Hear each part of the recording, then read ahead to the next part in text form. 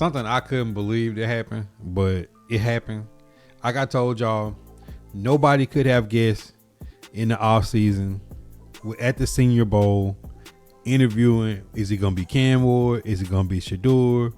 Is it going to be Jackson Dart or Milroe as the third quarterback taken? Can Jackson Dart jump high up in the first round?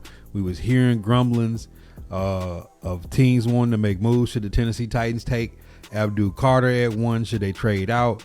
And then, lo and behold, the Tennessee Titans and Brian Callahan select Cam Ward. Brian Daboll takes Jackson Dart, and both of them get fired in the same season.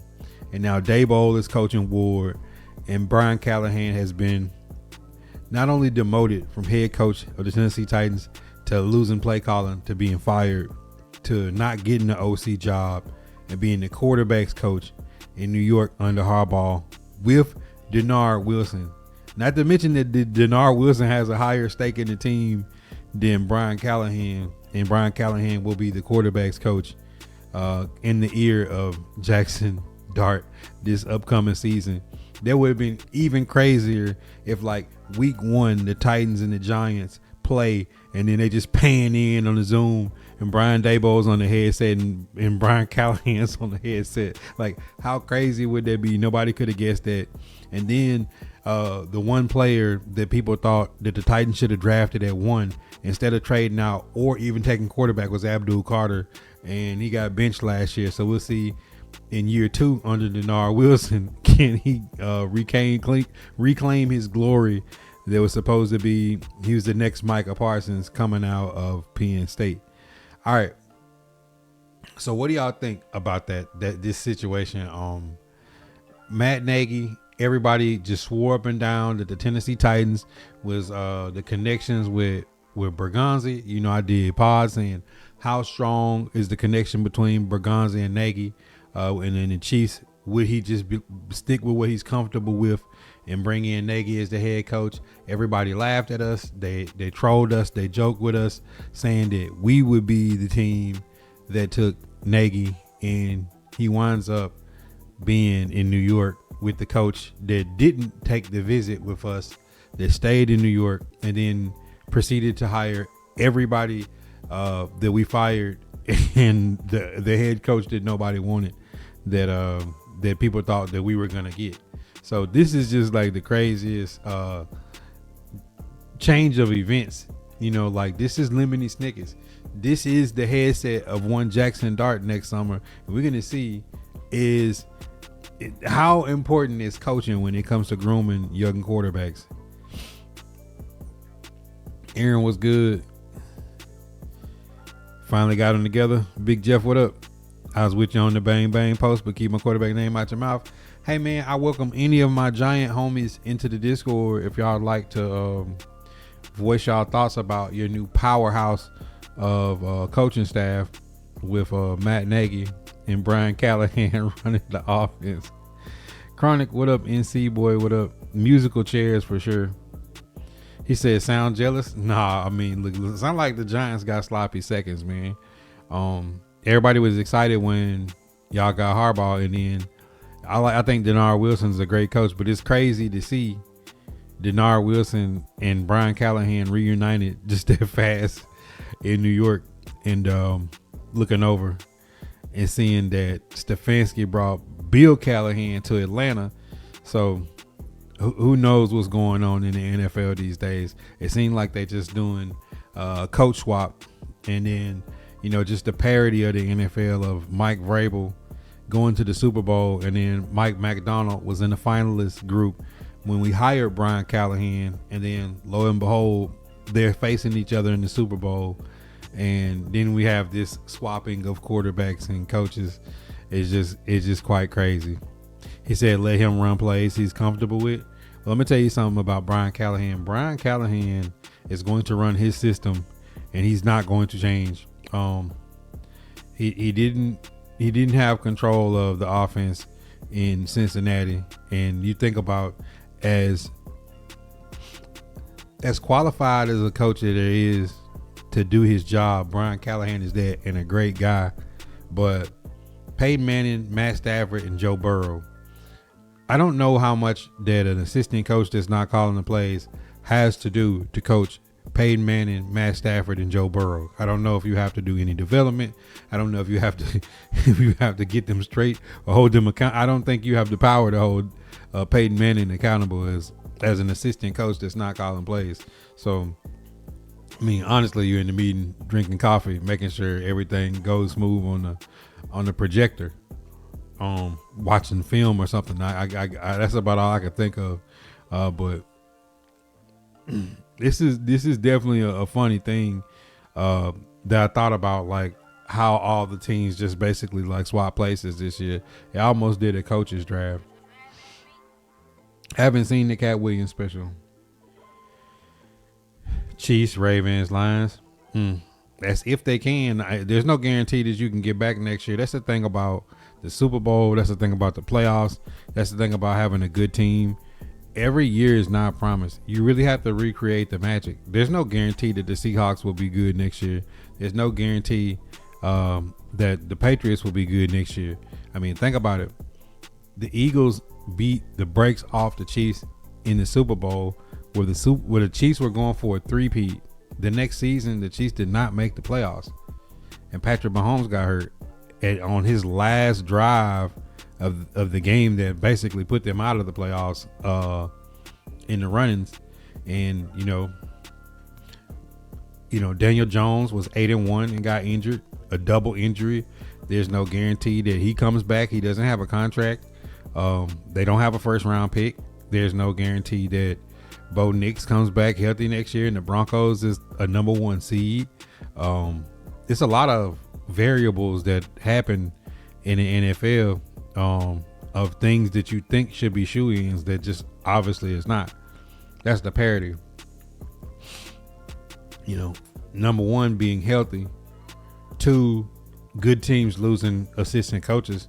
I mean, Kubiak's going to the Raiders, so Mike McDonald is going to be forced with having to find a new OC. And then some teams that didn't live up to the bill are going to be hiring, like the Buffalo Bills. You get rid of McDermott after a decade. You get Joe Brady step in. There's no guarantee that the Buffalo Bills will rise back to prominence. And just like this past year, Jacksonville Jaguars, a 4-win team that won the division. The New England Patriots, a 4-win team that won the division. The Chicago Bears was dead last. The Vikings went from 14 wins to nothing. You just seen all these jumps. I mean, the Commanders was in the NFC Championship and they're picking 6 in this year's draft. So it's going to be some teams that are going to rise. There's going to be some teams that's going to fall. And some teams that's going to be absolutely mid. I mean, Dallas Cowboys mid. I mean, center of the pack. 8-1, 7-1. I don't never pass on a chance to take a shot at the Cowboys. He said, "Good luck with Nagy and running all those curl routes." Well, listen, if Brian Callahan is coaching the offense, there will be no levels. Like everybody be on the same side of the field, and everybody be 30 yards down the field. Jags gonna get playing dirty last year. I don't think the Jags will be as good this coming year as they was this past year. He said Bears will be back. They're on the up. See, teams that have rookie deal contracts like the Bears, Patriots are on a rookie deal contract. Bo Nix is on a rookie deal. When you got a quarterback on a rookie deal, like you can really keep an elite defense, and you really can really get aggressive going after new talent. And that's a perfect segue into this next segment after thinking about the coach swap that we just had is trades and people moving around in this upcoming draft. Obviously, there's multiple teams that have 2 first-round picks. And I want to think about like some of the Tennessee Titans trades in the last that affected them, and like, did they win them? Did they lose them? Like, where's their value at now? I want to go back to Rand Cooking, right? Let's go back to Rand Cooking. Asking Kevin Byard, a All Pro who led the league in interceptions at safeties for Chicago, for your Chicago Bears, Chronic. Asked him to take a pay cut. That trade wound up being Edmonds, a safety that we cut, and it wound up being Jaquan Jackson and Jarvis Brownlee Jr., who we traded at the beginning of this season, that turned into a 6th-round pick. So that all the value that we have left for trading Kevin Byard, an All-Pro, is a 6th-round pick in what they picked this year. So it's interesting to see what they get back from Kevin Byard over the long period of that. Okay. You traded up to the first pick in the 2nd round to take Will Levis. I am under the assumption that Will Levis should be traded once he's healthy this offseason to give him a fresh start like Malik Willis did, to try to get some value back. So you lose value in the Will Levis situation. And then you think about Malik Willis. We traded Malik Willis for a 7th-round pick. He came back to Nashville, 200 yards passing, 75 yards rushing, beat Will Levis and the Tennessee Titans in Nashville. So you think about the Green Bay Packers getting a solid backup quarterback that won almost every game he started and played exceptionally well, and is probably going to get a good check from somebody this year as a solid bridge quarterback from a team that needs somebody. So we lost value in trading Malik Willis, a 3rd-round pick, in that infamous AJ Brown draft with him and Traylon Burks. That pick is a loss in value. So we just going back. Yo, shout out my dog Coop with the 20-star bomb. I'm just thinking of how many trades have we lost value on. I would say the Kenneth Murray. I say we got some value in the Kenneth Murray trade. When you think about Ernest Jones, we obviously traded Ernest Jones for the pick that turned into Gunnar Helm. So it's kind of like you got a solid starting tight end one, but we're paying Cody Barton almost the same amount that the Seahawks wind up paying Ernest Jones. And Ernest Jones, we got him because the Rams didn't want to pay him. But Ernest Jones is a way better linebacker than Cody Barton, and he just won a Super Bowl. So even though we got Gunnar Helm, which is tight end one right now, I'm still going to say that we lost value. Also with the Seahawks, we traded them the pick that got them Nick Emmanwori to get Femi and Kevin Winston Jr., who are 2 promising players. So the jury's still out on that. But right now, as a value, you say that Nick Emmanwori, the role that he played as a box safety that just won a Super Bowl, you would say that value right now is higher. And that came off of another bad trade of trading a 3rd-round pick for L'Jarius Sneed, who we gave $76 million to, who is allegedly part of a drive-by shooting, who has to get it right in this free agent period, in this draft period, and get creative. When it comes to Tony Pollard's due $9 million this year, will they cut him and eat the $2 million? What will they do with Calvin Ridley, who's going to make like $28 million this year? L'Jarius Sneed obviously has the legal problems. Then they could cut him and that'd be $8 million. But at the end of the day, like, there's not really a lot of moves they can make. I think the most valuable trade right now is Will Levis. I don't know, even if you could trade any of those other players, what you could actually get value wise for them.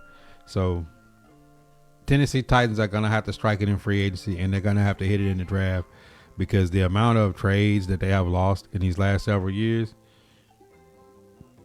they've been on the wrong side of them. Not to mention, like, thinking about like Derrick Henry walking, thinking about Azeez Al-Shaair walking. We've tried to replace players that we've let walk with expensive replacements in free agency, and it hasn't worked. So it's gonna be interesting to see like the path that Bergonzi takes. Like Chig, obviously the Titans are not gonna pay him $10+ million at tight end 2. But let's see, how we go about replacing the productivity you get in a move tight end as athletic as Chig. I expect Jeffrey Simmons and Skoronski to get extensions coming into this season, but it's gonna be interesting to see like how they can swing the tide of this roster and get on the good side of some trades, get on the good side of some draft day moving around. Kyle, what up? Andre said dropping off a little something to show some love.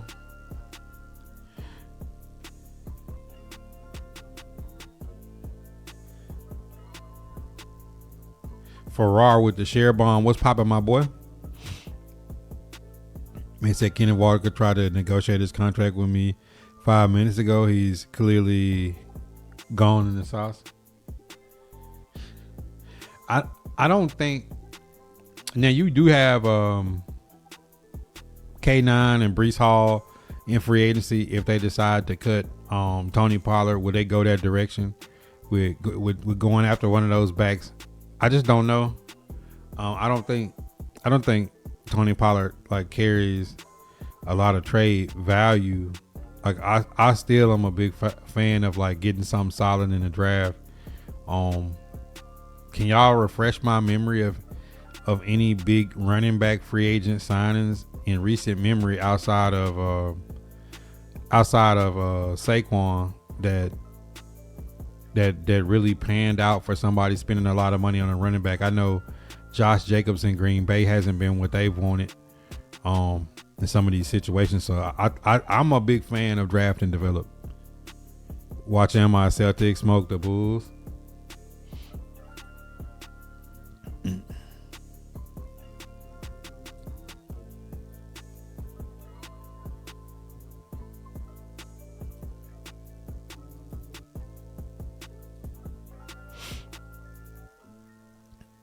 Henry in Baltimore.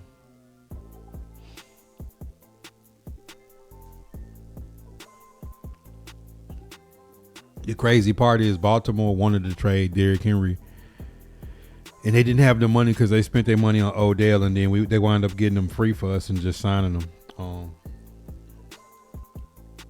That's tough.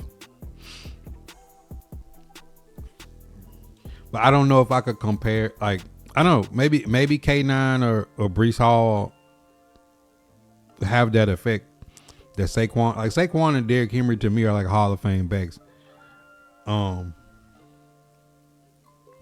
I just don't know if that's the direction the Titans are gonna go in.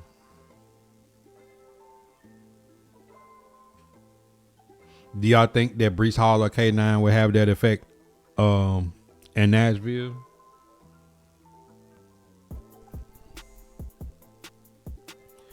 ABF Hall of Fame this coming year. Just come on, stop it. Bro, I think my YouTube stopped.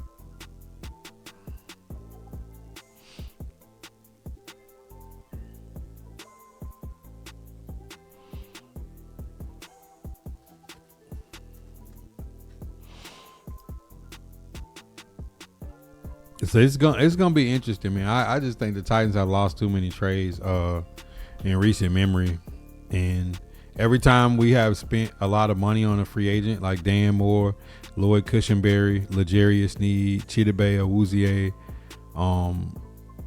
Calvin Ridley, like they have not cashed in on any big name free agent signings, and I can't think of a trade where the Tennessee Kenneth Murray may be like one of the only trades I could think the Titans made where I feel like they really won, because like I've been high up on the fact that they didn't have a third round pick because of the Snead trade, and that they were able to trade out of 35 last year and get Femi and Kevin Winston Jr. But when you see Nick Emmanwori just won a Super Bowl, and that's a pick that we traded the Seahawks to get, as well as Ernest Jones, like we are catalysts of not hiring Mike McDonald and trading Ernest Jones and the rights to the pick of Emmanwori to the Seahawks. Like, can we get like a part of that ring or something? Can they just chip off a gold flake or something?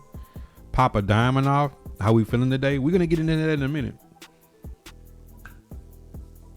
This is interesting to think of, but lastly, after going through the Tennessee Titans losing so many trades, today I want to do something that I haven't done in a while. Let me go to the big screen. I haven't done this in a while. Lady Leo, what up? Coach said, DB.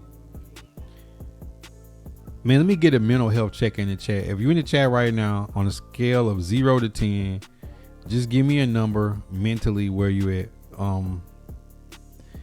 I ran into an acquaintance today, and he had a work accident, and his leg was crushed, and I could just tell he was just down today. Like super positive cat. Always giving you the good word. But I could just tell, like, he almost broke down crying talking to me today. And I felt so bad that, like, he was going through some issues with the healthcare system, trying to get through physical therapy, and they was giving him the runaround. The people that are good citizens that work, that go every day, and all they need is to just get to their doctor, get to their therapy. And he's just like really feeling broken today and still trying to keep his head up. And I say, man, like, a lot of people be going through a lot of things mentally and just probably don't even have nobody to say, yo, like, bro, I just need to vent for a few minutes. And I hope for y'all that, like it has been for me, that the shop is a place that y'all feel comfortable to be able to blow off a little steam. And the reason why I say that is, you don't never know, like, what anybody's really mentally going through. And even like the whole situation, with HLX and having a person unalive, like, you don't know what that person is going through. You don't know if it's spiritually, you don't know if it's physically, you don't know if it's mentally, you don't know if it's a divorce, you don't know if it's a financial thing, you don't know if it's like a demon, some kind of you don't know what it is. You just know that, like,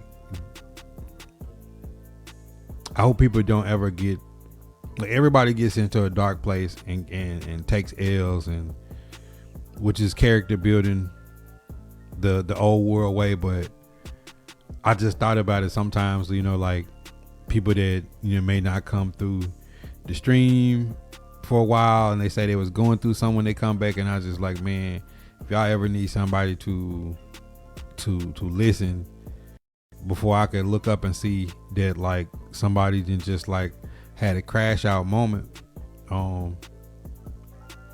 I come to the shop, man. Like, I know I don't be live as much as I used to, but come to the shop, bro. Like, because, I was looking at So Amazing's post today about home ownership and the cost.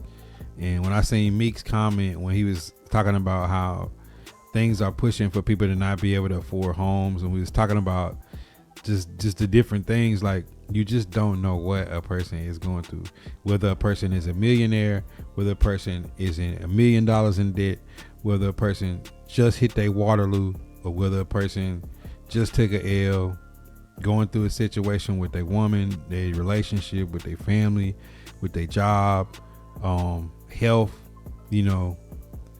I seen Smoothies posting, like, yo, I've been, life hitting me hard, I'll be back. It's like, man, you just never know what a person is honestly going through. So when Jeff said how we feeling today, it's just to me getting to, that was the third part of the shop talk today. It's just like having a mental health session. So if it's anybody that need to vent, let me know. I will click the Discord and I will listen to you vent, right? I just don't want people to be in, scientifically, when in wintertime, when the days are shorter and it gets dark earlier, is people are usually more naturally depressed. Sunlight has a lot to do with people's moods. The sun, the stars, the moon has more to do with your human nature of how you interact and engage the world, whether you know it or not. So this is the time.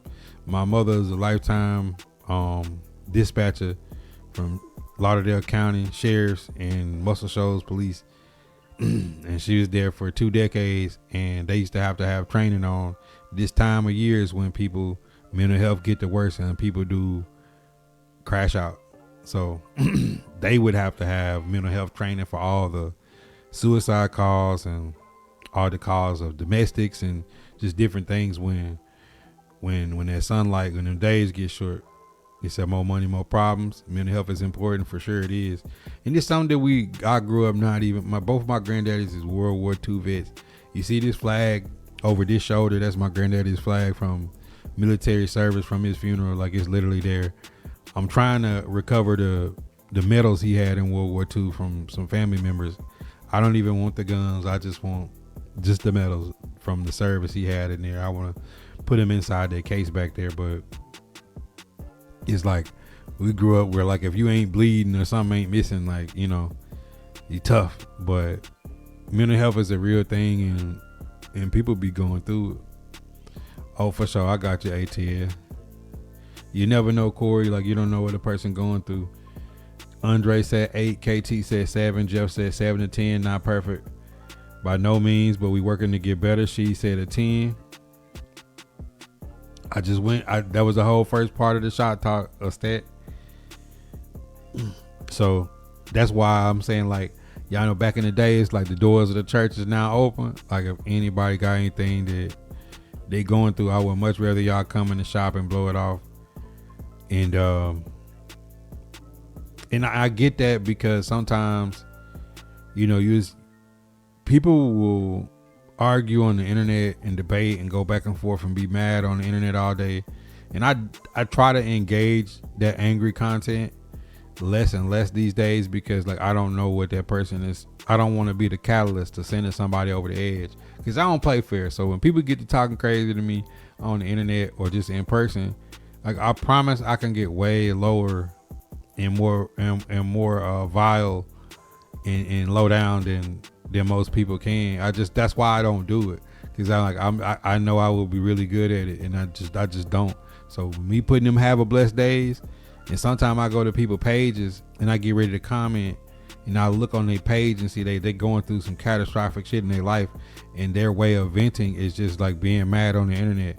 So I was like, I ain't even going to engage that. Like, somebody might be dealing with the death of a family member or illness or some going through something in life, and their outlet to get off their anger is through the internet, arguing with people that they don't know, complete strangers. I just not feeding into that. You know what I'm saying? I just can't do it. That's why, if y'all realize, like, over the last like year or two, I've had people inbox me and say, like, yo, when we was arguing that day about football or something, like, I had just lost somebody close to me and I was just mad. You know what I'm saying? Like, I had people tell me stuff like that. So it's like, I try to be a little bit more empathetic when I be old school. You know what I'm saying? Old school, we've been to roll them up. But then again, I'm like, man, person might be going through something. Jumping the kick so you can multitask. That's love, my boy. Ravens Joe. But if anybody got any stories or anything that they needed to rap about, I felt like today would be a good day to open it up. If anybody has something that they need to blow off some steam and get off their chest, because, like, I honestly don't know what people be going through. And it even be times where I'll be like stressed out. I'm like, man, how am I finna go in here, hit this button and go live? Because if somebody having a bad day and they come to the shop to chill and I'm on edge, like, I'm probably making their day worse. And that's not my intention. My intention is to do right the opposite. It's for us all to have this community where we can just come, you know, kind of be free and let your hair down a little bit. TGG Munt, what's poppin', my boy? Smooth, what's good? Smooth said, have a blessed day. I gotta tell people that, like, bro, I could smoke some people on the internet, and sometimes people say the craziest stuff to me, and I just realized, like, just say have a blessed day probably hurt. It diffused them way worse. If I tell you have a blessed day, bro, like, I'm just letting you know, like, no, we're not about to do that. Like, a dude commented on my post that said I need to find a new job if I think the Titans gonna have a winning season next year, about some post that I made 3 or 4 weeks ago. I just literally go look at this man page. This man page profile picture is a dog photo. I'm gonna tell y'all something about the internet. If you go to somebody's profile picture and they have a dog as their profile picture, they're like, there's no chance to take them serious. I guarantee they got real issues. Like they're really a troll. And then I click on and find an actual picture of this guy, and this guy's got a Kentucky football. If you're a Kentucky football fan, I don't even know where to begin to start with having a conversation about football. Like basketball, yes. The Derby, yes. Bluegrass, yes. Bowling Green, Kentucky has the Corvette Museum. We talk cars. I'm not talking football with Kentucky football fans, bro. Like, what? Why on earth would I waste my breath? A dog photo and a Kentucky football fan. That I'm just gonna stop there, cause like some places you stop, you don't even get into it. So it's like that's why I got to have a blessed day from. It's cause it's like, bro, it don't make me feel good no more. Like, cause I feel like I'm wasting my time, bro. Like I got other things I could be talking about and arguing with somebody that's a Kentucky football fan. I mean, Jeff, like, what's the equivalent? What's the equivalent of me having a conversation with somebody who's a Kentucky football fan? They don't got Bob Stoops. They got Mark. They have Mark Stoops, and then they fire him. Like, bro, we not talking Kentucky football, bro. It's just not, bro. Just think, a disgruntled Tennessee Titan fan that's also a Kentucky football fan. So when people be coming at me and talk about, oh, the Titans ain't won the Super Bowl, and you're like, listen, bro. The Houston Texans have never made an AFC championship game. They have never got past the divisional round. Jaguars was Blake Bortles. The Colts, I would have been sour if Andrew Luck would have made a run, but they ruined him. Like, bro, like, I'm an Alabama Crimson Tide fan, and I'm a Titan fan. I've witnessed more championship winning in football than anybody. So it's like, I know what a winner looks like. I know what accountability looks like. I know what talent looks like. Now, that's why I can go through a Titan season and not lose my mind, because on the other hand, on Saturdays, we're winning every Saturday for 25 years, like 20 years, bro. Like, if you go like 2 decades where you kicking everybody ass, like, you can afford the Titans to be up and down. You know what I'm saying? It's like, if Alabama just won the SEC and then the next week, like, Titans get put out the playoffs, like, we'll get them next year. You know what I'm saying? He said Hawaii fan. Nah, they got good weather and stuff, man. Like, you on an island, bro. Like, if you in Hawaii, can you really be mad? He said CJ Stroud not it. Man, CJ, like, Smooth, with that defense, all right, let's I'm glad you said that, Smooth. Think about it like this. Sam Darnold just won a Super Bowl with the Seahawks, and their defense just pitched a shutout.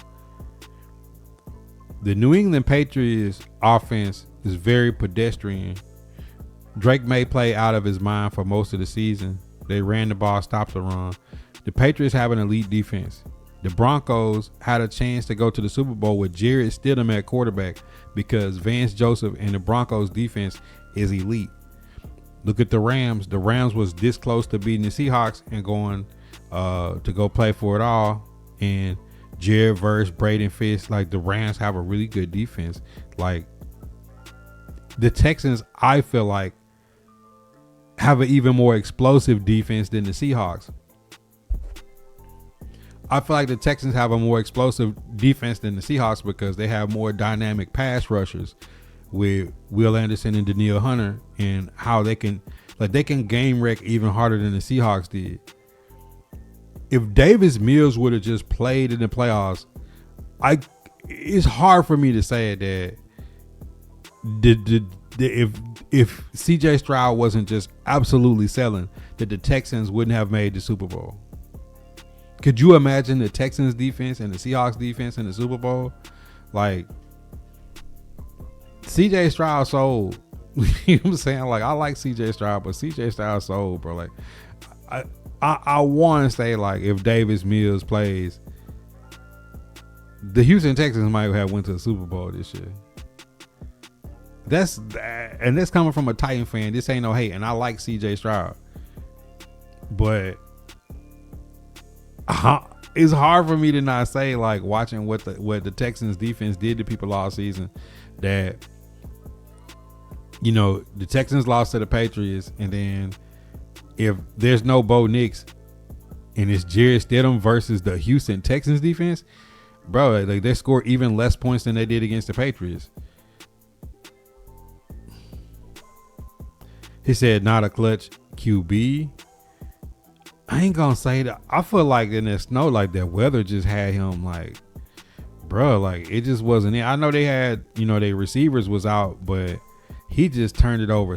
Like, if he just handed the ball off and not threw picks, I don't think it's necessarily moving on from CJ. You know, CJ haven't been the same since that OC was there his rookie year. It could be OC, it could be the offense, it could have been Tank Dell and some of the injuries they had, but they look pretty. They beat the Bills, and Davis Mills was out there, like, really just, like, not turning the ball. He was doing what Sam Darnold, just don't turn it over, cuz. Like, you got that defense, run the ball and don't turn it over.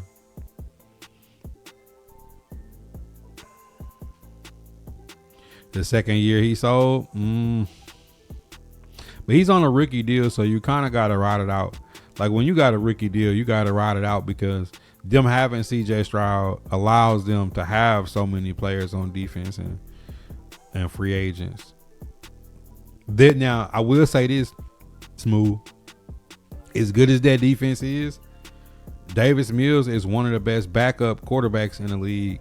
Probably a quarterback that could go somewhere and start. They didn't want to trade him. I could see if CJ Stroud struggle next year, the Texans running Davis Mills out there, and maybe being one of them teams that go after a free agent QB the next year, or if it's somebody they like in the draft. I don't know, man. Like, that, you know what I'm saying? Like, bro, you just in a situation, bro, like, you just can't turn it over 4 or 5 times with that defense. Stroud needed a better supporting cast on offense. He didn't have enough. Texans gonna be good because of the defense, but are they ever gonna get over the hump if CJ Stroud has that many turnovers in every postseason when the game on the line? I mean, Nico Collins, Tank Dell, they took who is it, Higgins, and, like, they drafted 2 receivers high. You had Dalton Schultz, obviously Joe Mixon was out all season on a self-inflicted injury. And you had Nick Chubb and Woody Marks emerged. I don't know what else you could add to that offense. Like, if you drafting second round receivers and you have Nico Collins and Dalton Schultz and Nick Chubb is your backup running back with Woody Marks, and I don't, like, what else can they add? Like, if you're the Texans, like, what else could you add to the Texans to say he needs more? I mean, JSN didn't play second half for the Super Bowl. I don't see any dynamic offensive players, like, to that level on the Patriots. Keyshawn Boutte, Pop Douglas, Mac Hollins, Hunter Henry, Austin Hooper, Ramondre Stevenson. Like, those are not the Broncos. Cortland Sutton, RJ Harvey, Mims. Like, the Broncos don't have, like, dynamic offensive weapons. CJ Stroud just went out there and sold. Yep, Tom. He said the play calling can be better. But I mean, that's any team. Like, the OC was good year one. Let's say a OC comes in and gets CJ Stroud back on track, he's gonna get a head coaching job the next year. That's part of the game. Like, that's one of the things, like, being a Bama fan, I could say that people that are fans of other teams don't understand. Like, that's what made Nick Saban so good. All the assistants all the OCs, all the DCs, all the special teams coaches. Every year, Nick Saban was losing somebody to a tier 1 school. And every year he had somebody in the pipeline grooming to be like, it can't take you 3 years to get another OC. And from the game that CJ Stroud played against the Patriots, like, that wasn't play calling, like, bro, like fumbling without getting hit, throwing ducks and Stevies into traffic. You know, like, he just wasn't seeing the field well and wasn't playing. He just didn't play well. That's the thing about it, is like, I like CJ Stroud, but I'm also saying that, like, I can't give Cuz no more excuses. You know what I'm saying? Like, bro, if he didn't turn the ball over like he did, the Texans would get to the Super Bowl. They get past the division round for the first time in their franchise history.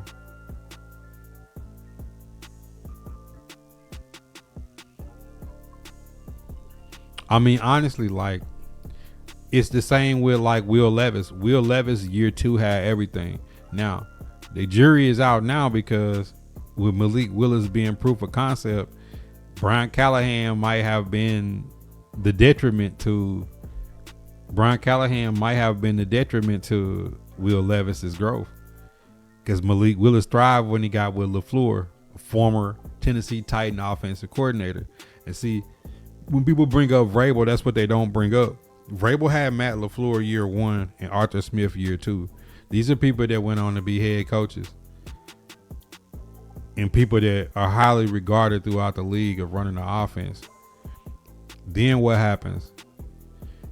Todd Downing, Mr. DUI, Mr. Run on First Down, and Tim Kelly. You have to be able to continue to put OCs, because DeMeco Ryans is a defensive-minded head coach. When you got a defensive-minded head coach, he always going to have somebody ready to come in as an OC and change things up. How do I feel about Kubiak leaving Seattle? Kubiak was a coach that I had my eye on, but I don't think the Titans demoted Brian Callahan the first month of the season. We've been knowing for like 15, 16 weeks that that's a long time. 15 to 16 weeks in NFL time is a lifetime to know that you're going to hire a coach.